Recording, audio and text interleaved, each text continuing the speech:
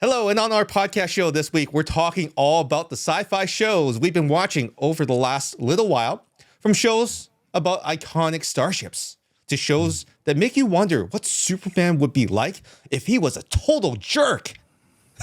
It's all coming right up. Joining me this week, of course, is our favorite co-host, Winston Chim. And, of course, we will be having to remind you that this show, if you're wondering where it is on Spotify or other podcast platforms, it's not. It's a YouTube exclusive. So you'll have to join us every week on Wednesday for a brand new show about the latest tech. And this week we've got a special show on our favorite geeky shows. So Winston, did you always love sci-fi shows? Yeah, I love it. Of course, I loved the sci-fi shows ever since in the early days of Star Trek, all the way to the latest superhero spin-offs and things like that. Before I continue, I have to say a big disclaimer. There will be some adult themes. There'll be, spoilers. So what have you got for us today then? Well, we do try to keep our shows PG as a rule, but this week we're sharing our thoughts on some content that isn't so much PG. It's going to go into a lot of different themes that you might find objectionable. So if you're listening at work or with the kids, listener discretion is advised because we won't be showing you any graphic material. It's just going to sound objectionable. We're just warning you in advance. And if that turns you off, definitely watch one of our other podcasts where we cover topics that aren't so spicy or a hot take. We're just saying it up front. So take us to our first show, Winston, and why you love it. Yeah, so I'm a big fan of Star Trek, as you know, and I remember watching Star Trek TNG, The Next Generation, back in the 90s with Captain Picard, played by Patrick Stewart, the bald one, okay? Sir Patrick Stewart. But it was a really good, it's a really good actor, and I really enjoyed the shows. But when the show ended and there were other spin-offs, nothing really matched the TNG series. And so when Star Trek announced the Picard series, I was super excited, and I watched the entire first season and second season, and now I think they're on the last and final third season because, Patrick Stewart's getting a bit old. He's only 82. Yeah, so I'm glued anyway. So guess what? All the old crew, spoilers now, but from the original TNG series are back, including Dr. Beverly Crusher, Commander or Captain now Riker, Geordi LaForge, and the Klingon Commander Worf. So how amazing is that? So it's going to be fun. It's going to be fun. And by the time you watch this show, we will the week of the show, which will be next week, episode 3 of season 3 will already be coming up on the Thursday. So if you've caught up with season 1 and 2 and you're watching this show, there will be no spoilers for you. If you haven't started season 3 of Star Trek Picard, this might be a little bit spoilerish coming right up. So we're watching season 3. We're getting right into it, and we noticed that season 1 and season 2, the tone is definitely extremely different than season 3. I believe the showrunner Terry Matalas wanted this one to be the send off that the original TNG crew should have had past Nemesis. I think that was last that was the last movie. Yeah, Nemesis. So that was the young Picard, who is actually played by the actor that plays Venom, Tom Hardy. And seeing Tom Hardy now, I can't believe that he was the guy that is playing young Picard because he looks nothing like him. It's actually quite hilarious. Did he shave his head? He did shave his head, but he was much skinnier. Now he's like a hulking brute. And Patrick Stewart has a more of a he's never been that way though. He's never been buff or big or anything like that. He's just a really he's fantastic actor, but he's never been a oversized actor. They're both English, right? So one's from Scotland, whatever. But both English. So it needed that kind of character as well, the mannerisms and things like that to match that kind of character. But Patrick Stewart is an excellent actor. He does a lot of Broadway shows, that kind of stuff as well before doing the Star Trek. But as an actor, he's got that something about him, and all these the previous shows in this Next Generation way back in the 90s, they were really very kind of like easygoing, but also very calm, when it's a situation. But whenever it's a big situation, big, guns and Klingons and Vulcans and stuff like that. It's going to be all really smoothed out, really easygoing, mellow, right? Yeah. But yeah, it's the new series, Picard, is all about, of course, he's getting older. The first season about him meeting with Seven and the, what you call it, the they call them, I wouldn't call them renegades. I wouldn't even call them vigilantes. They're more rangers. The Rangers. Fenrix Rangers. They're a Yeah, the vigilante Rangers. group that do good across the universe. That's right. Yeah. And they are the kind of the anti-Starfleet, but there are elements inside of the Fenris Rangers which are not by the book, which is how Seven of Nine went with them, because she was actually not allowed to join Starfleet despite the pleads of Captain Janeway, who became a admiral, and she put her career on the line for Seven. But at the end of the day, Seven didn't want that. She went off and did her own thing, and I think that for her, that was a very important part of growing up, because she never had a childhood. But now she's in the new series, and to her, it's not something she loves. You can tell this, but when she interacts with the captain of her new ship, and this is a spoiler coming up, the USS Titan A, which is a retro Neo Constitution refit, looks like the older kind. It looks like it's between the motion pictures Enterprise and the new reboot from the Kelvin timeline. It's kind of a cross between that.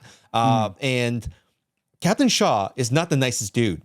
In fact, I don't like him. He's I hate to say this, but he's a little bit prejudiced. I won't say racist. There's got to be something underlying behind this, but he's very prejudiced towards the Borg.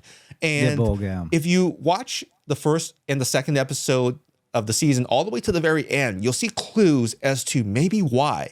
Because a couple of the ships were actually engaged in Wolf 359, which is the epic battle between Locutus, which was played by Picard. He became a Borg, and that decimated the entire Starfleet. Right? It decimated their fleet. And there were very few survivors, including Captain Sisko's ship. That went down as well, too. That's why when you watch Deep Space Nine, when Picard meets Captain Sisko for the very first time, they're not very nice to each other. That's right. And of course, prejudice with it being the ex-Borg. Ex-Borg, yes. That's right. She couldn't actually go into the Starfleet. So, she had to do something else. And I think with the Rangers, it helped certain kind of, for example, Picard and the team to do certain things that Star Trek couldn't do. Yeah. Right? So the Rangers would do stuff which, basically mercenaries, right? Yes. Whoever pays the highest to, Yeah. But, the crew was the first season. The second season was when they go back in time, which I thought it was okay. The going back in time thing has been done many times, and it was okay. But I think during the second season is when you see, what's that guy's name? Wesley Crusher, right? Yeah, which Wesley. is Dr. Beverly Crusher's son. Spoilers coming up. Up. And he was like a time traveler type of thing. He's a watcher. A watcher. I say a watcher that fixes certain timeline points of where things could go either way, that kind of thing. Well, he's like the Watchers in Marvel. They can't actually touch anything. He just watches and he observes. That's the only thing that he can do. Now, if he leaves a hint or two, that's that's what happens.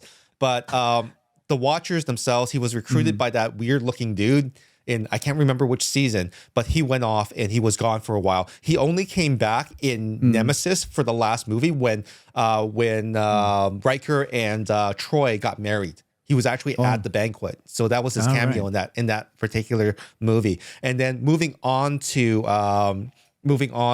season 3 from 1 and 2. Season 2, you're right. The whole time travel thing has been done before. It tied back into the original series, but it also gave them a chance to say goodbye to one of the big bads of all the series. Deep Space Nine. Like, I think Q was on Deep Space Nine, if I remember correctly. He was on most of the series as well. I really liked the character. It didn't at first, but then as you grew and watched the character, he loves Picard. He loves Picard. He loves Picard. So, he treats him as a pet kind of thing. He wants him to do better in a really twisted and really just weird way. And because he's dying, he's the last of his kind. I think that was a good send-off for him. John Delancey is the actor, by the way, who also plays in many characters in the My Little Pony series. So if you're a brony out there, you'll definitely recognize that name. He plays what's his name? Discord, the weird-looking kind of amalgamated dragon, weird-looking thing. But he voices that character, so a lot of people will like that. And I believe that he actually enjoys playing that character as well, which is kind of weird. Yeah. So yeah, that's the send-off for Q. First season is like what happened to Picard after TNG and why he's so broken. Yep. The second season was to fix some time travel things and say goodbye to the big bad of the entire series, John Delancey. So great send off for him. Season 3, by all accounts, is going to be the send off for the Next Generation The team. entire crew. Yeah. And it will potentially reveal new characters that may be picking up the series moving forward. Rumor has it, potentially, it could be Captain Catherine Janeway, because she is mentioned by name in the first episode with 7. The other thing that I believe that is happening is that someone may actually die and not come back. We don't know who that is. Probably, Picard. I mean, is old now, and he might have a good send off. I don't know. Well, it may not be Picard, because Picard has also, Captain Patrick Stewart has also said that as long as there's a story to tell about Picard, we may even return. It might even be a movie. It might be something. They don't know what it is, but that could also be them kind of drumming up support for anything that's coming out of this. And we already see that there could be a Captain Shaw show, because you hate him, but you want to find out why. Well, and then maybe you get to love the character for whatever reason, right? He's there for a reason, right? He's there for a reason. Yeah. He's extremely abrasive. He's prejudicial to the Borg. He even makes 7 of 9 use her dead human name, Annika Hansen. She is Commander Annika Hansen. She is not 7 of 9. So, but it's really strange in episode 2 when he just relinquishes control. Like, he's been, you have to think about this guy as like the by the book guy. He hates Riker and Picard because they have proven themselves not by the book. They blow up starships. They have their names on everything. Shaw seems to be someone that not only hates those two guys because something happened in his life. Maybe the USS Constance was his ship, and something happened there where he just can't deal with people that don't fly by the rules. So he wants a tidy new ship. He wants to live out his career under the radar. Yeah, where he's kind of like he's kind of like to the book kind of guy. Live by the rules. Of course, it's something that Picard and Riker doesn't do. Well, and that's probably why he hates him. I wonder why. Okay, so spoilers. So we talked about Will Wheaton. We talked about Wesley Crusher. Well, Wesley Crusher has a half-brother. His half-brother. Yes. His half-brother is Jack Crusher, who is actually played by another, I think he's British.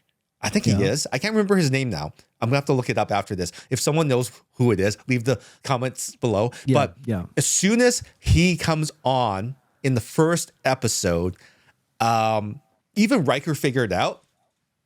Yeah. Hey, there's something about this guy. He seems familiar, Jean-Luc. He seems familiar. Like, what could this mean? Why is he traveling with Dr. Beverly Crusher? Why? And why is he making all these rash decisions and things like that, right? What's going on here, guys? What's going on? So it's his mother. Oh, it's his mom. Oh, and how old is this guy? Oh, a good 20-something, 26 years old. Oh, so that means that around the time of Nemesis, just after that, this guy was born. And then they also say that Beverly pushed everyone away. For some reason, she pushed everyone away and left. Is this the reason why? Is this really the reason why? There are so many questions to be answered in season 3. I can't wait. I really can't. On the third episode, towards the end, it did mention it. So if you haven't watched it, watch it. It's towards the end. season 3, episode 3. Yeah. You'll find out why. And you also realize that there's a twist in how Captain Shaw treats Picard. There's a twist, and I think this is foreshadowing because throughout the whole thing, it's like, nope. You can't have a ship. Nope. We're not doing this.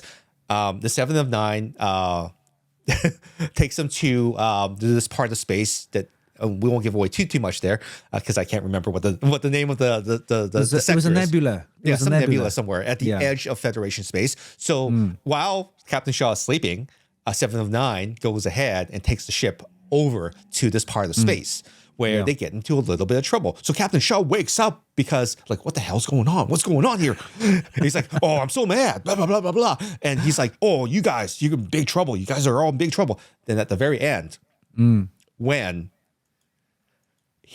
Captain Picard, he probably knows all along, but Captain Picard realizes after Admiral Picard stares across at Beverly Crusher and realizes they're about to hand over the son to the big bad to get out of the situation. Like, the big bad in this is played by her name's Vadic. We don't know what the connection is. The ship looks like the Nemesis, not Nemesis, Nemesis ship. Yeah, it does look like a Nemesis ship. I just realized. So here, it's not a Klingon ship. It's not. It's a mining ship. It looks like a mining ship, right? Yeah. It also looks like the ship in the Kelvin timeline, Star Trek, the original series, where Eric Bana, the character played Nero. Yeah, it looks like his ship too. It's one of those really powerful arm to the teeth kind of ships, right? ship. Yeah, that can time travel as well. Yeah. Apparently, not this one. Not this one.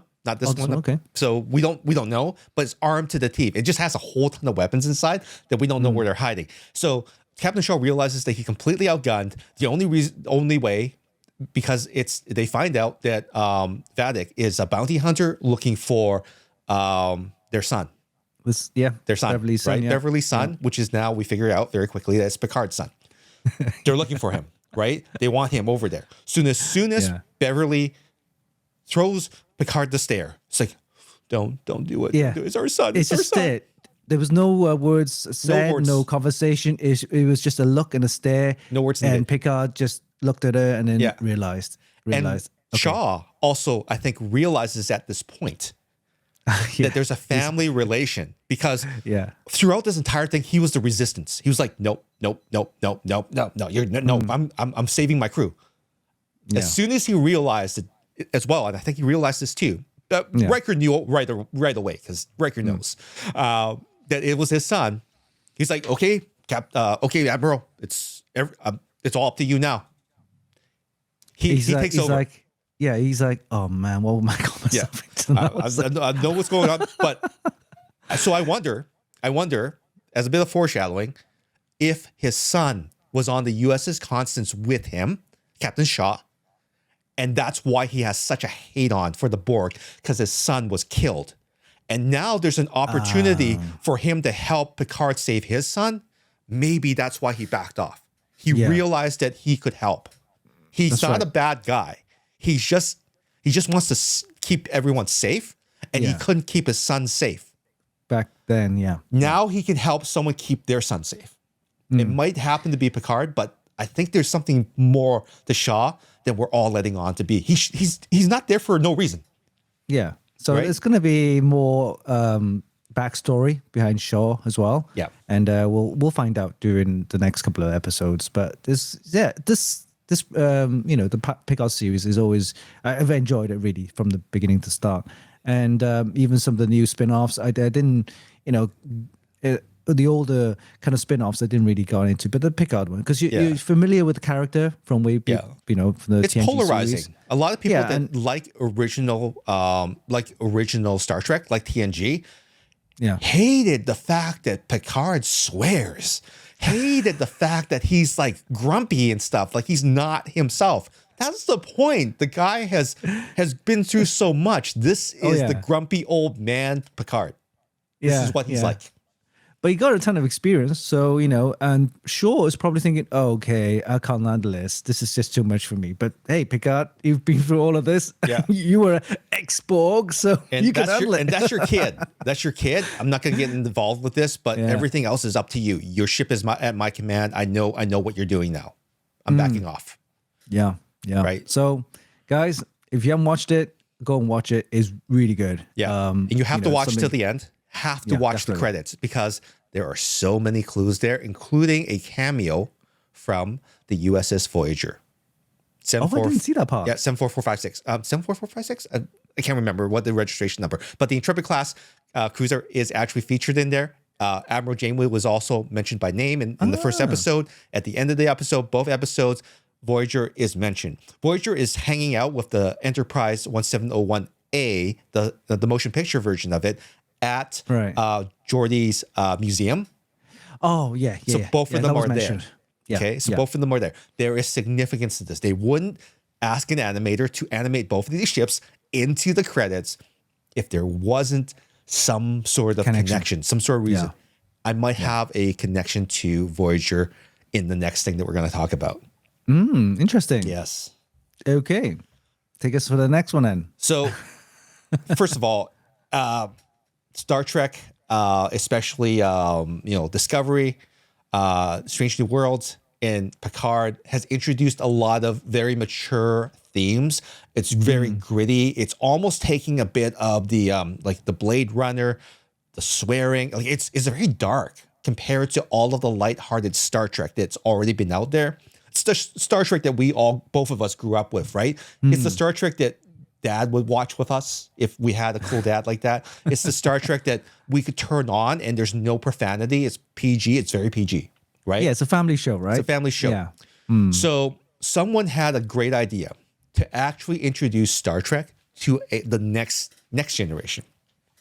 So I don't know if you watched this with your son, Winston, but Star Trek Prodigy has been a pretty amazing show for the tweens and also my kids as well too. They like watching this show. They don't know what to think about it because it is Star Trek. They've watched. They're watching Voyager with me. They haven't started on TNG yet, but they like Voyager because of all the weird characters. They've watched Stargate with me, which is great. Yeah. So they're into sci-fi. They've watched Doctor Who. They're into sci-fi. So Star Trek Prodigy is a Nickelodeon production. And one of the key characters, and this is why I believe it's a bit of a dead giveaway that something's going to happen in Picard, is that Star Trek Prodigy follows a crew of misfits that were rescued out of a penal colony in what appears to be very close to the Delta Quadrant.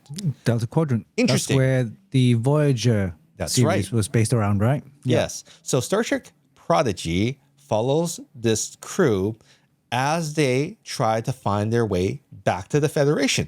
Very familiar.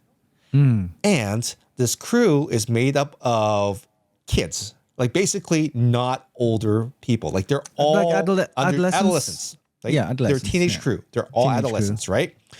And what happens is that they discover that on board the ship is a hologram. And holograms, right? Holographic, hard light. That's the holographic doctor, right? Holographic doctor, right? But the hologram this time that's helping out, that's doing all the mentoring and everything, is Captain Catherine Janeway. Oh, she's in there. She's in show. She's in the show. So her hologram is based on all her experience in the Delta Quadrant on Voyager, all the way up until the point where she becomes Admiral Captain Catherine Janeway. Captain Admiral Janeway, right? So Admiral Janeway is also in this show. I'm trying not to give away too much, but you have to watch it. It's something worth watching. But the fact that they've connected, and this is all canon, but Chakotay's gone missing in this new prototype starship that is able to get to the Delta Quadrant and back in less time than ever. So it was an innovation, I guess, from their voyage. It looks it's a smaller ship, just like Voyager was. It's called the Protostar. And they've woven a lot of the Voyager lore into it. Yeah, so it's almost like a type of second series to the Voyager, but more. It's a the crew again continuation. is continuation. Yeah, It's a continuation, and in canon, it's before Picard by a good number, by I think a good number of years, so 5-10 years. I can't remember exactly, but this happens, and then we see that the Voyager A is mentioned it's back at the museum, yeah. and this is interesting because there was no Voyager A, like the original Voyagers. There was only one Voyager because Yeah. it was one of these special type Yeah. of ships that they were trying to test spin, whatever. But Voyager it got A, lost yes. into Delta, so it didn't make any more. No. Apparently, Voyager A is featured in Prodigy. okay. Voyager A is featured, so they actually retired that original ship, and Voyager A is in that in there. So I wonder if this show will show us exactly what happened to Voyager A. Yeah, that's the thing. I quite like Voyager as well because it was one of those ships that it had like these. There's a special kind of defense system where the whole ship gets encoded with this kind of new technology that's like a shield. Oh, the ablative armor with generators on the hull. Yeah, it's like right? it's normally you see Star Trek like the starships. Yes. and they either get blown up or gets lasered up, or Yes. photon torpedoes get smashed into it. But this Voyager, man, it just blocked everything because he had this shield, this special shield that they had on. They just kind of like covered the whole coating with this. For what? This is some powerful ship. But I enjoyed the series actually as well. Voyager. So by the end of the series, we know that there's a Voyager A out there. We know that the ship that they're on is no longer the ship that they're going to be taking their journey on.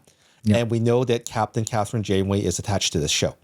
We also know that it's already canon that Catherine Janeway is still alive. So she makes it out of Prodigy, the series, and that she's mentioned in Captain Picard's season 3 by name. So what does this That'd be mean? interesting. What does this mean, right? Since Prodigy takes place before Picard, we know that story's ended at some point, and that Janeway is now doing something else. What is that?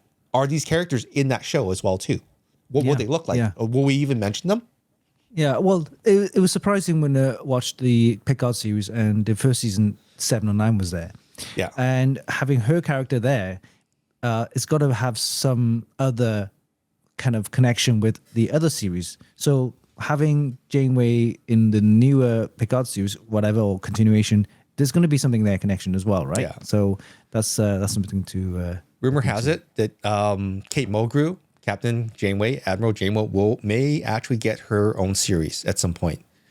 Oh, But it's got to be soon. It's got to be soon because we know that if they did Picard 5 years earlier, I think that Patrick Stewart would be able to give a much better performance. He's getting on in the years. You're right. Oh yeah, yeah. But I think time is harsh, and I think they need to get on that. But like unlike the other animated show, which is also canon, Lower Decks, not PG, lots of mature jokes and everything like that, but fills in all those gaps. I think Prodigy is something that you really need to watch with your kids. I think Prodigy is something that you need to watch after you get through all the original series and everything. It's still the bright light in the Star Trek universe right now because it has optimism. It has everything that Star Trek is. It's basically the Trek that we remember. It's the Trek that will move the next generation forward. Oh yeah, for the younger generation. I Absolutely. mean, for us too. We're oldies, man. Yeah, I like watching the show as well too. I watch Lower Decks because it has all the inside jokes that you want to that's happening.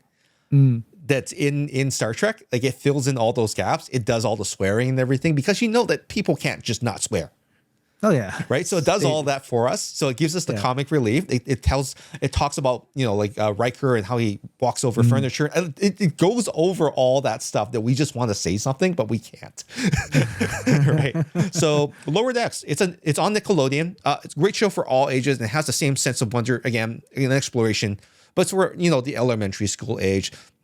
I do really love it. It honors Captain Janeway. It honors Admiral Janeway. And I can't wait to figure out how this fits into the upcoming Picard series, because we've already gotten call-outs to Voyager, the original ship. We've gotten call-outs to Captain Janeway. We have 7 of 9 connecting the show. And we also know that there just has to be something unique about it, because they've animated it into all the ending sequences of all the shows so far. Yeah. So it's got to be a connection there, and I can't wait. I can't wait, because it'll all tie everything in, and it's great to see all the old crew from TNG back. It will be. And we'll see what happens. I mean, the current series, what's that? The new Voyager, not the new Discovery. Next, the Enterprise, Strange New Worlds. That's before. It's before all of this, except for Discovery. Discovery is actually. Discovery is like bookends for Strange New Worlds. Strange New Worlds is in the middle, so bookends. And then Section 31, which is the other shows, potentially starring Michelle Yeoh. Oh, that'd be interesting. So there's more spin-offs coming up. More spin-offs coming off. Michelle Yeoh hopefully will be Captain. She's the Emperor. She's from the Mirror universe, so she's just a little bit off. But she wants to do things her own way, and she's just a little bit twisted enough to make Section 31 work, because they're always off book. Yeah. So I think it's very interesting, right? So I want to see I want to see what happens there, and I want to see what's going on here in the next series. It's definitely going to be a very interesting series to talk about on the show, and I can't wait. But moving on to some things that are just a little bit more twisted, as we say. We've got a show that shows a potential Superman if he was a total and complete jerk. Tell me more about this show. The show's called The Boys. Now, we all know superheroes. Do you know what they do, right? Yeah. They save people, and in most cases, save the world. Well, what happens when superheroes gets corrupted, right? Who will protect the people from these so-called bad superheroes? Well, in The Boys, a group of vigilantes plan to take down these corrupt superheroes who abuse their superpowers.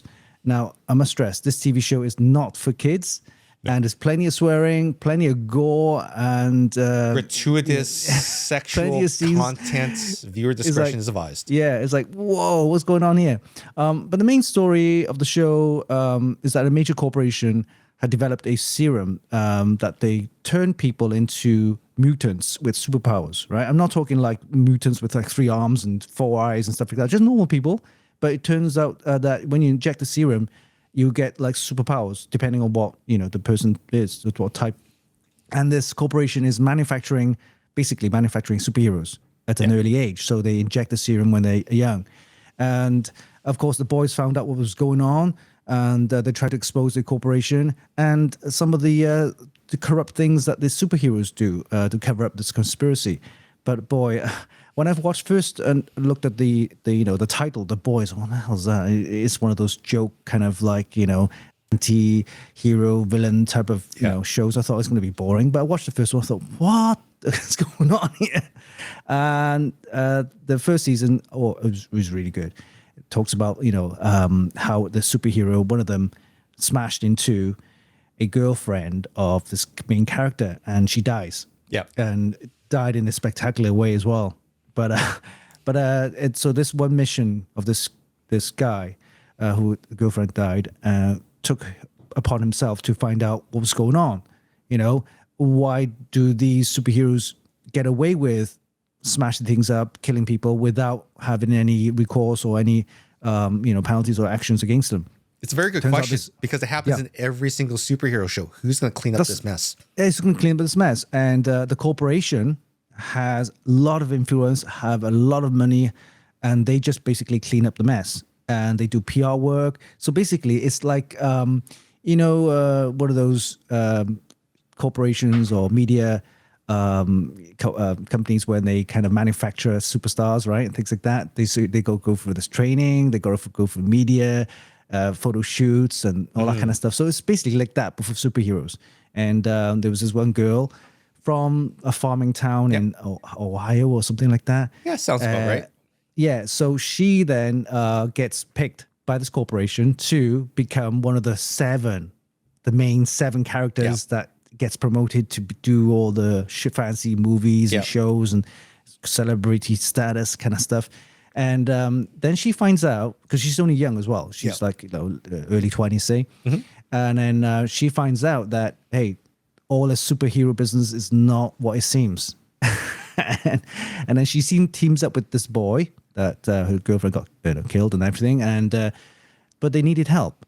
So there was this one guy who played by Carl Urban. Carl Urban. Yeah. Is it Carl Urban? Not Keith Urban, the country singer Carl Urban, who coincidentally also plays Bones on the Kelvin timeline. Yeah. He's a very good version of Bones. He's a very good version of McCoy, but like we can talk about that later. So go ahead. He's a butcher of some sorts. His name is Butcher, and so what happened was he has this thing against the main superhero, the character of this main 7 superheroes, and one of them is called I think it's called the Homelander. Yes, right? Homelander is the main guy. He's the main guy because he's like Superman powers. Yeah, everything about him is, he can fly, he has lasers coming out his eyes, and he could just crush things with his bare hands, stuff like that. So he's the main superheroes, the head of the superheroes, 7 of them. It's funny. The actor that plays him, Anthony Starr, he's actually complete opposite of Homelander. So he plays a really great asshole. yeah. So, in everybody's eyes, in front of the cameras and all the social media, he's like, oh, the superhero. He's like the Superman. He's Homelander. He protect U.S., the U.S. Yeah, Homelander. So he protects all the people in the U.S. and stuff like that. But behind the scenes, he makes mistakes. Mistakes. Do tell. They make big mistakes. Yeah, he controls the other 6 superheroes within the 7, and he basically tells everyone not to do this, do that. There are certain things that if he doesn't do what he tells you to do, he'll kill you, punish you, kill you, basically. And the corporation has invested a lot of money and time into this guy because when he was young, like I said, back in the day, remember I told you about the serum injecting into young people from the early age. Twisted. So basically, so they basically kind of grown this character into Homelander. And whatever he does, he's got to protect their assets. They call assets, right? Yeah. And things like that. And so what happened was the Homelander does something really bad. He supposedly let people die in the plane crash and stuff like that, and that kind of got out. So to protect himself, he need to make sure that everybody who knows about this story needs to get basically killed, disappear, and things like that. But the corporation does whatever it needs to do to protect the assets, so they'll do cover-ups and all that kind of stuff. But Butcher, of course, finds out what's going on. And how he got involved was I don't think he wasn't even an agent of the CIA or FBI or whatever. His girlfriend, that's it, his girlfriend or his wife, ex-wife, wife.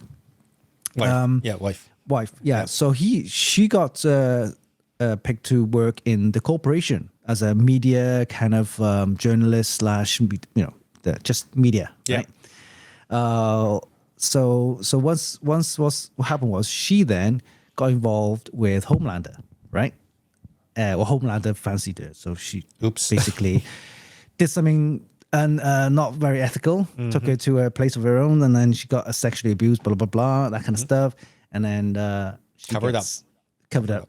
So the corporation covered it up, and she disappears. And of course, Butcher then is thinking, well, how come she's working for the corporation, disappears, no trace for like 8 years? Yeah. So he's got this thing against Homelander because he knew Homelander was the last person she saw. Yes. Right? Yes. So, and he's got this, really something against him. And he's like, he spent all his last 8 years trying to find out what's going on. And then that's when this girl with the new superpowers that just joined the team and this young boy who's just lost his girlfriend team up with Butcher, them two, and there's more other guys as well. Yeah. So that's what they call the boys. Yeah. And then now they go around to capture these superheroes. Yeah. Don't ask me how, but you just watch it because I know you think, oh, well, if they got superheroes, how are they going to catch him? Well, you'll find out how, because there's lots of interesting kind of twists in the series and the episodes. You'll find out how they capture some certain superheroes, not all of them. And no one's perfect. Everyone's just a little bit broken. Yeah, that's right. There's always there's always kind of the Achilles heel on certain. There's always a weakness in the superheroes that they can exploit, and the Butcher finds out these weaknesses in certain superheroes so you can actually exploit that to take or get information. Of course, behind the scenes, they have the FBI or some sort of black ops kind of team that actually track what's going on, and they can't do anything because the corporation is so powerful. They got their money in politics, in everything, right? Yeah. So they can only do certain things legally in front of everyone, but behind the scenes, they're asking the boys to help them out to find out which superheroes are bad and how to tackle down the corporation. So they're the Suicide Squad of, if there was DC, it would be the Suicide Squad. They don't acknowledge that they even exist. These are the dirty things that you need to do to get the job done unethically and immorally as well. But the government can wash their hands of this because it wasn't us, and we don't know these people. Right? But it's a really good series. I was surprised because I think they're on the fourth season now. I think everyone just finished the third season, the fourth season. They're planning on to the next season. I can't wait because it tells you a bit more now. The corrupted superheroes now, check the serums, they're going into politics. Yes. So once you're in there, lots of things can happen. So it's going to be fun. And there's also, if you ever wondered what would happen if Captain America was a complete asshole as well too, you're going to find it in the show as well. Oh, yeah, that's right. I can't remember what the character was called. Watch it. It's fun. It's not, again, it's not for kids. It's a lot of swearing, lots of sexual stuff in there as well. Not for children. Definitely not for children. Swearing, plenty of gore as well. I mean, there was one scene where Homelander just crushes this guy's head, and it was like, and we're talking like, normally the camera would pan away, but the camera didn't pan away. No, it shows you everything. For every scene where there's a crushed body or something explodes bodily, normally, again, they pan away, right? But the cameras don't pan away. You can see everything, just blood and guts. It's like, what? Yeah, it's full on. Like, it's full on. If you don't have the stomach for a show like this, don't watch it because it's going to make you very uneasy. And it's one of those shows where it literally takes all the superhero show, and like it's like your anti superhero Marvel series where it shows you what actually does happen behind the scenes. Like, you see all the glitz and the glamour, but what's behind that? It's probably a lot more sinister. Well, yeah. I mean, the superheroes fight against each other as well within the Seven, right? Yeah. And there's other superheroes which they're not even superheroes. The other kids have been injected with the serum. They grow up and they have these weird powers. And it's really odd. Really odd. There was one episode where they had to go to this. They're undercover now, and they had to go to this party. But this party was for superheroes or ex-superheroes. Yeah. And in there, it's basically a sex orgy. Yep. With superheroes. Yep. Because they're the only ones that can handle that. Yeah. Very bad. Man. Very good, but very bad. Crazy.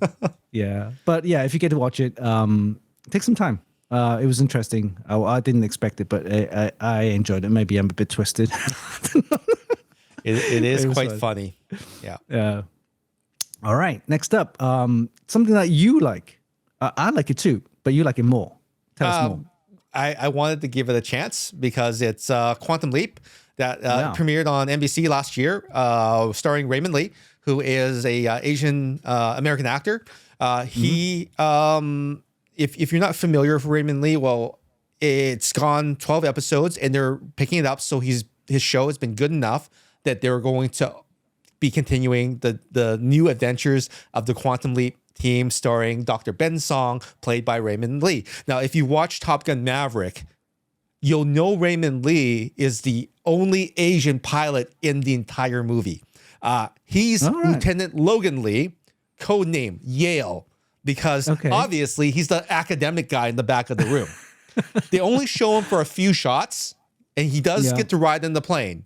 But he doesn't get featured a whole lot. So if you're wondering where he was before Quantum Leap, that's where he was before he got the series and they Okay. started filming it. They might have been filming it concurrently, but who knows? Filming schedules are wacky. So Quantum Leap takes place directly after the events of the original Quantum Leap, starring Scott Bakula, who we know as Captain Jonathan Archer on the Enterprise, right? Yeah, yeah. Often referenced as the first president of the United Federation of Planets. His character Sam Beckett was the first leaper, using the quantum accelerator, right? He was supported by his partner General Al Calavici, who was played by the late Dean Stockwell. Dean Stockwell was actually in Enterprise. He was also in Stargate as well too. So he's very well known in science fiction circles as a character actor. So rest in peace. He's done a lot of great work.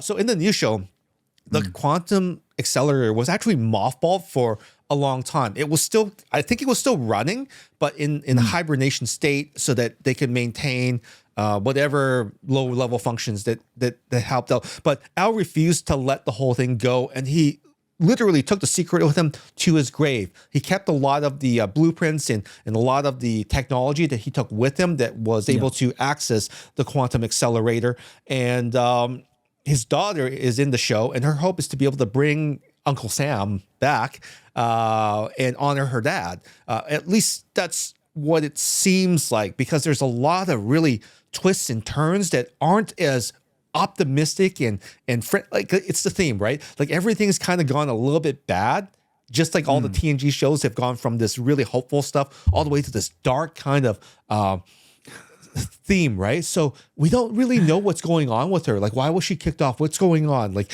why is she helping all this? And so it would seem Ernie Hudson, who plays one of the Ghostbusters, Winston. Yeah, that's he right. plays Winston Zedmore. He is General Herbert Magic Williams, and he was actually leapt into by Sam Beckett to save a platoon that was him and Tom Beckett, which was his brother. Oh, that was the original kind of idea, to go back. Yes. To save his brother and, of course, all right. And create this timeline in which Herbert Magic Williams did not die, so he can continue, because you can see how Quantum Leap is like every possibility is seen by Ziggy the supercomputer. So every possibility. If we want a way to help Sam get home, then all these things must happen, right? So it's like everything happens for a reason, but we have a path. At least that's what they're trying to figure out. So Herbert Magic Williams was spared. His platoon went on to survive the Vietnam War, and then from the original series, and his brother is still alive, Tom. So while it's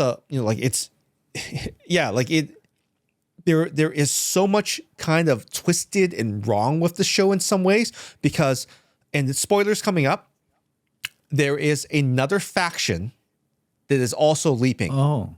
So Also there's leaping. two teams. One is the original Beckett team. Yep. Right. And the original continuation of Beckett team start with one of the Beckett's, with one of the Calavicis, which is Al Calavici's daughter. Sam is still leaping out there, allegedly, still out there somewhere.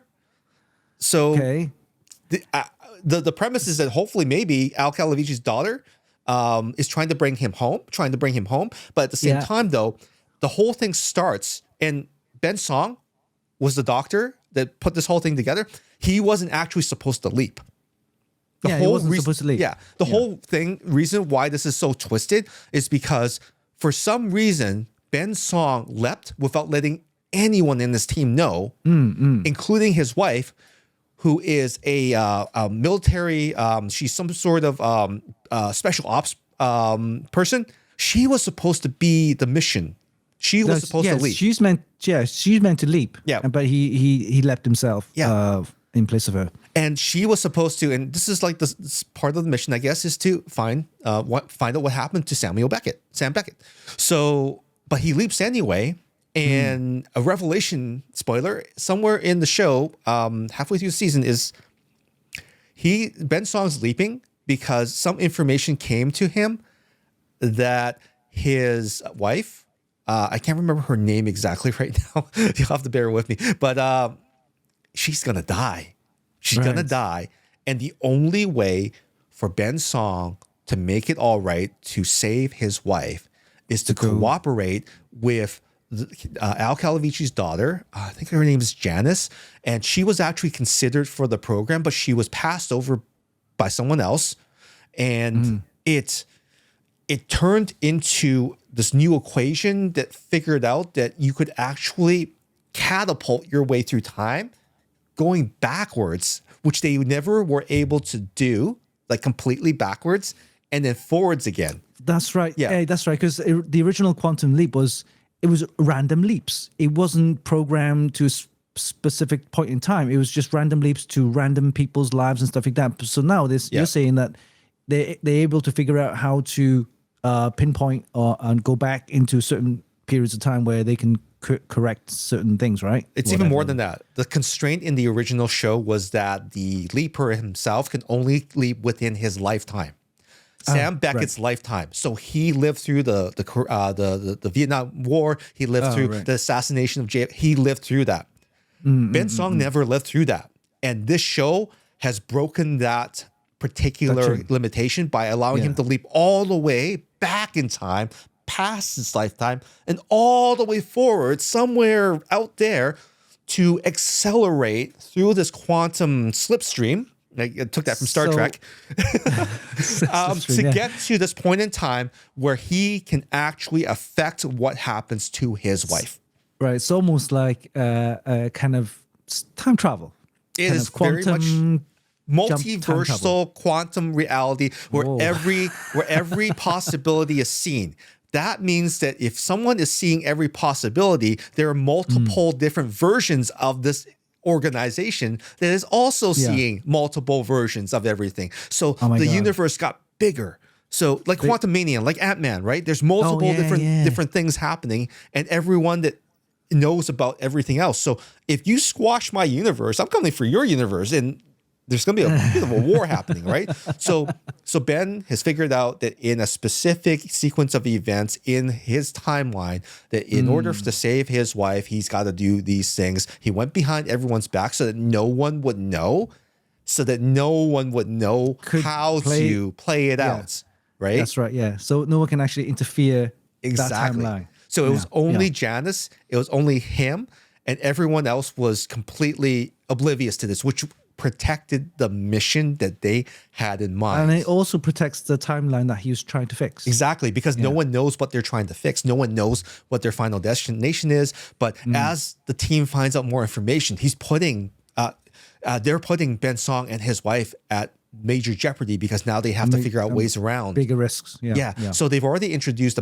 a stealth element where there's another leaper in this element that is coming back and meeting them at certain points.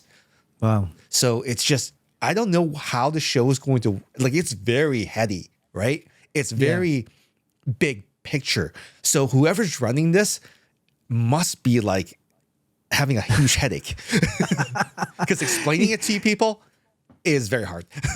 It is, yeah. You have to watch the show. I mean, if you watch the original show Quantum Leap back in the 80s, it was simple. I enjoyed it because he was living a person's life that is not his own.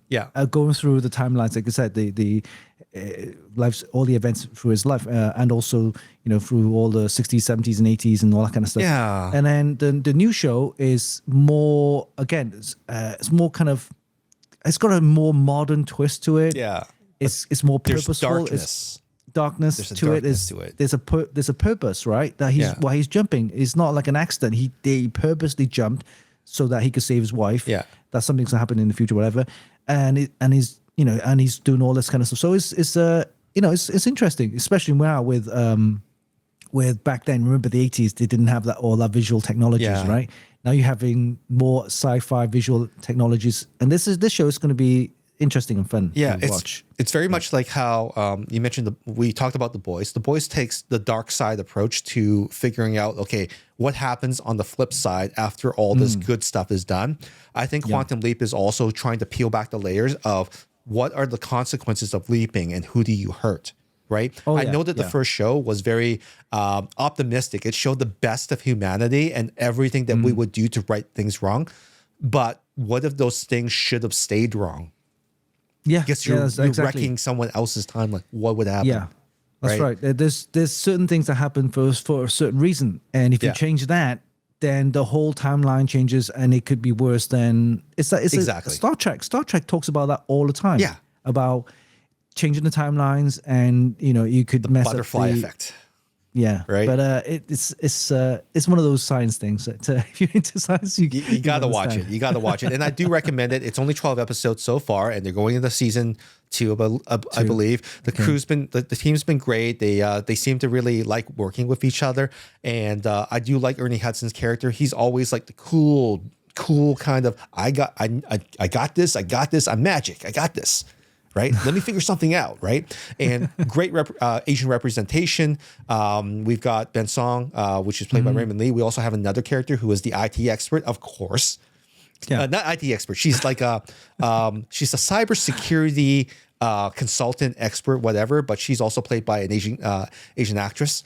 We also have a trans actor as well too. Last name Park. I can't remember the first name. But and Raymond Lee, unfortunately, and I even see this too, but I think he's always mixed up with Randall Park because they actually look a little bit alike. It's like Raymond is the younger version of Randall Park. So it's not the show with Randall Park. Right. It's Raymond Lee. Get that Raymond Lee. Get that straight. Okay. But definitely watch it and enjoy. There's lots of twists and turns, and it just every show keeps you kind of wondering what next. Love that. Yeah. Okay, you've got something very strange to talk about in the Yeah, neighborhood. and that's right. Talking about dark things, and have that little dark kind of theme to it. Stranger Things. Everybody's been watching that for the last couple of seasons, and if you haven't watched Stranger Things, you're gonna have to watch it because. We're on season 4, just finished, and season 5 is planned for I think this year or possibly like next year. Yeah. But it definitely is going to be a really good season to watch. I think the cast wants it to end. I know that.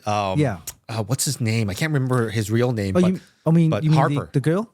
Oh, Harper. Hopper. He wants it to end. Because it's like, I think we're done. I think, everyone's grown up. Like, what are we going to do now? Grown up. Everyone's That's grown right. up. Yeah, So I mean, what are we going to do?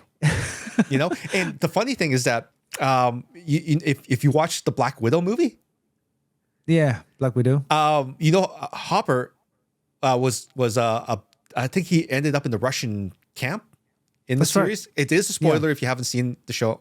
Forgive me, but somehow, how he shaved like it's like. Did they just connect the MCU to Stranger Things somehow? Like, how did that work? So, But I think they played different characters though, because he was like the Russian kind of, it's meant to be like Captain America version, right? For the Russians. But you didn't know that when it ended in season 2. It was like, huh? Like, is he Captain whatever? And then the trailers for Black Widow. Oh yeah, because in season 2 is when he went through the portal. Yeah. And he was on the other side of Russia. And if you look at watch the entire season 1 and 2, you'll find out what's going on.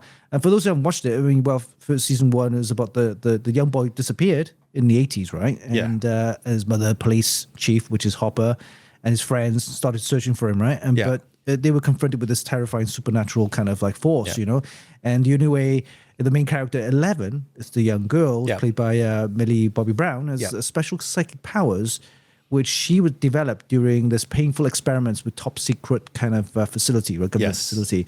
So basically, she saves the day from the monsters, from all this other stuff, and this was Millie Bobby Brown when she was young. Oh yeah, younger, a little and girl. now we're season 3, 4, and now 5. She's gone older now. She's in the early 20s. And Yes. she looks hot, by the way. Yeah, and unfortunately, they had to de-age her Yeah. for season 3 to make it believable. It was still her acting, but oh my god, like imagine de-aging yourself when you're that young. Like you have to de-age yourself now. Like they've grown up.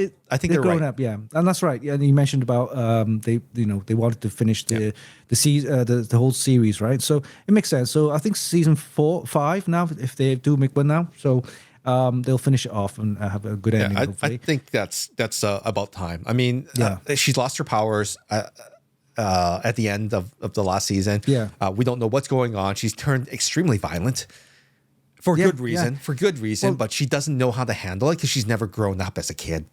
yeah. I mean, the what makes this series so good was the attention to detail, the accuracy to the 80s, Yes. right? I mean, we love the 80s, and it just brings back so much memories. Yeah. And how this is how it was, people, how they behave, how they react, what the stuff they do Yeah. in the 80s.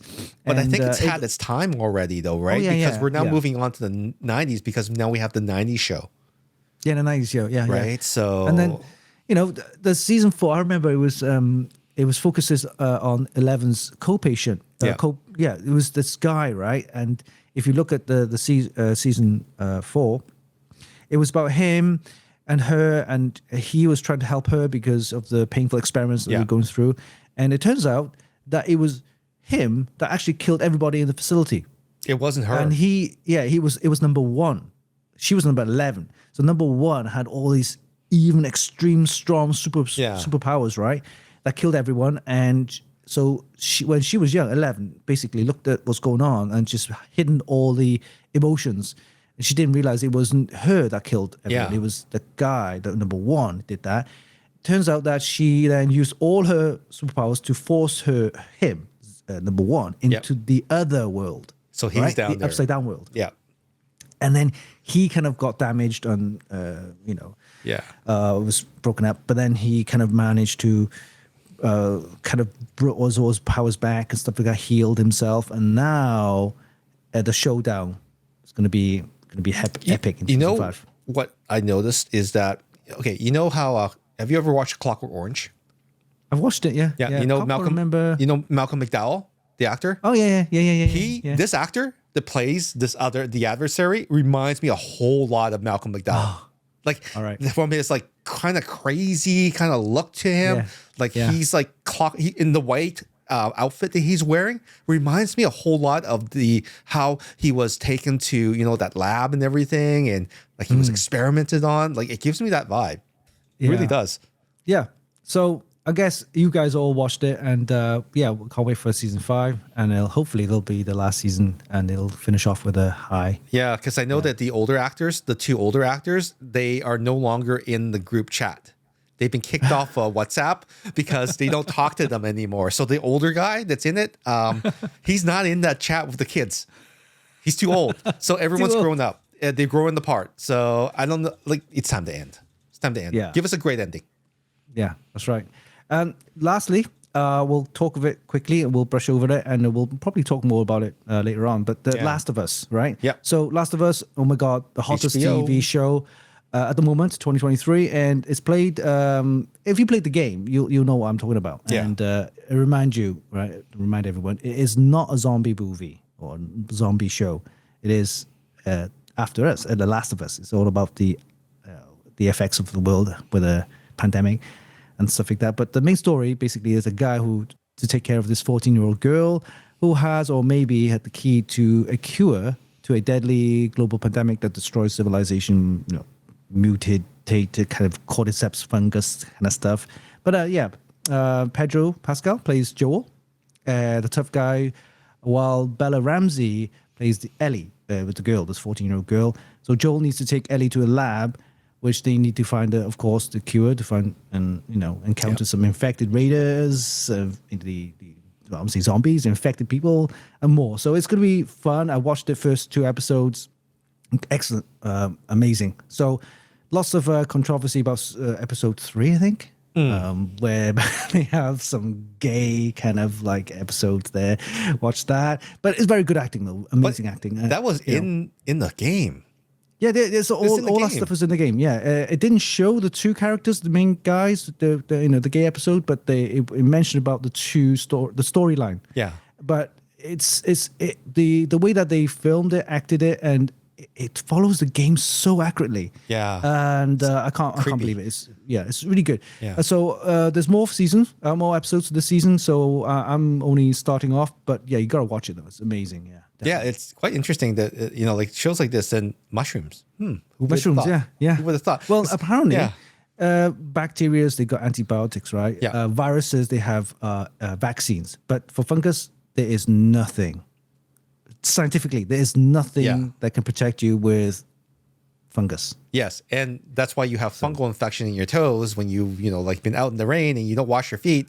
It's gonna be, you know, that stuff gotta get down there, right? So you gotta, you know, keep clean. Gotta keep clean. The other thing is interesting is that they're tying it like I know this has been done later, but you know, like Star Trek Discovery rides along on the mycelial network, which is a bunch of fungus. Oh, It's a mushroom network. Mushroom network, man. I'm telling you, it's what do they call them? Tardigrades, those water bears. Water bears live in space, and then the mushrooms, indestructible, and then the mushrooms themselves, the mycelial network, and that's really interesting. So, and then you've got the original mushroom people, which is Super Mario, with all the pipes to connect everything.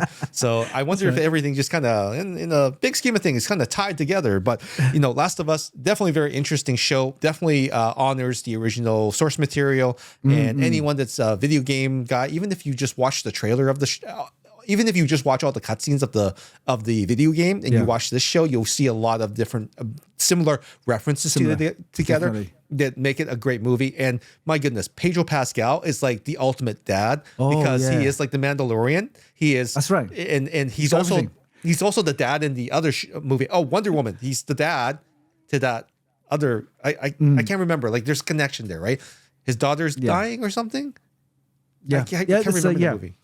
But as he plays, I think he's also in Game of Thrones as well, and a few other places. Yes, he's a good actor. He's good. Yeah, he's a hard worker, and everyone seems to really like him. And I think that actors like that are rare because everyone's got a huge ego that they gotta prove something. Pedro, he just goes to work, collects his paycheck. Hey, how's it going, guys? Oh, you want to put me in this? Fantastic, I'll work it. Yeah, no problem. He's kind of actor that is timeless. I mean, you could get him to do certain roles, no problem. Yeah, and he'll be the tough guy. He's okay with it, right? You know, doing other stuff. I wish my job was that, just playing cool stuff. I think that someone like that really gets it because if he's having fun, we're having fun.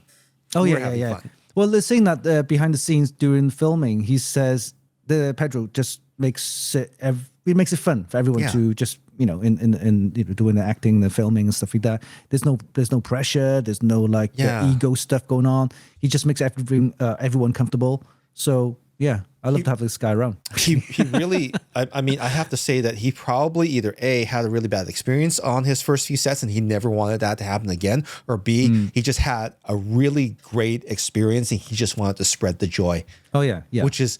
Yeah. Either way, it's because amazing. You got to remember when you're acting and you're bringing younger characters like Bella Ramsey and other youngsters into acting and filming and stuff like that. They're very hard for youngsters to kind of like grow into the character, to play the character and act and stuff like that, because you got like cameras everywhere, you got like people, technicians and microphones and stuff to hang over, and you're trying to do your piece. You won't feel as comfortable, but having a guy like Pedro coach them and be there in front of them, and you know, bring that character out of the child or the actor. So it helps. And it also helps that everyone's part of that process. I know that you know, we talked about Stranger Things and the character of Eleven, Millie Bobby Brown, when she was playing Enola Holmes with opposite of the Man of Steel. What's his name? Oh, Henry. Yes, Henry Cavill. Henry Cavill. Yeah, Henry Cavill. It was uncomfortable for him because Millie would always ask him about his weekend and stuff like that. She's in that really weird stage where it's like, oh god. Oh, Enola Holmes. Yeah, Enola Holmes. Henry's rule is like, don't ask me about my weekend. Don't ask me what I did. Let's just get to work. Just get the filming done. Just get the filming done. Leave me alone. Right. So that's the opposite side of what can happen, right? So, you know, hats off to Pedro for keeping it pro, keeping it fun, and making sure that everyone's comfortable. Seemingly rare dude. Yeah. Okay. So, holy moly, we're at over an hour of content for you guys, and well,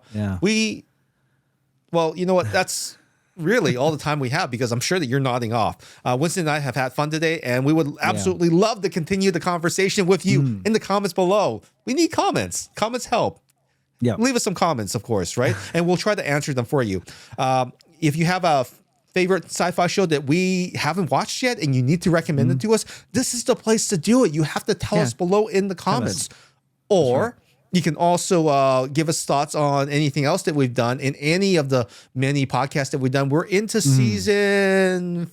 We season 4. And this is episode 34, I believe, right? Yep. So we've been doing this for quite a while now, and hopefully you've had a chance to listen to all of our other podcasts. We've been evolving every single season, hopefully getting better, and hopefully getting better with you and your comments as well too. We do thrive on those as well. Or if you want to reach out directly, you can get a hold of me on Instagram at Stephen Fung or Twitter at Stephen Fung, at least until the price of those platforms costs too much, which is the subject of an upcoming show. We're going to be discussing the premium model, and that's going to be an interesting show, and we may not even see you on those platforms anymore. We'll have to find somewhere else to see you. Where can people find you, Winston? Same thing, Twitter at Winston Chim, and also Instagram at Winston Chim. Mostly lifestyle stuff. But yeah, talking about that topic, we're going to be going nuts on that one because internet is meant to be free. Yeah. Right? Freedom. Yes. Yeah. And thank you so much for watching and listening to our podcast show, available exclusively on YouTube. And make sure you subscribe so that Winston and I can let you know exactly when the next show publishes every Wednesday. We tried to keep that schedule around noon. So if you don't hear from us, definitely give us a tap on the shoulder, wondering where the heck our show is. And we have a modest goal of hitting at least 1,000 subscribers before the beginning of summer. I just made that up, Winston. I think that's a good goal. So, and that would help us out greatly by you subscribing and letting us know that we're doing a fantastic job. And that's all we have today. Bye for now, and we'll see you next Wednesday for the next show. See ya. Bye.